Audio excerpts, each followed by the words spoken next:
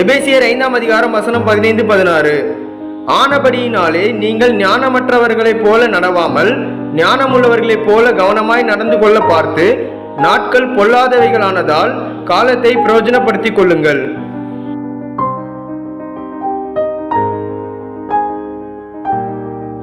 Ephesians chapter 5 verse 15-16.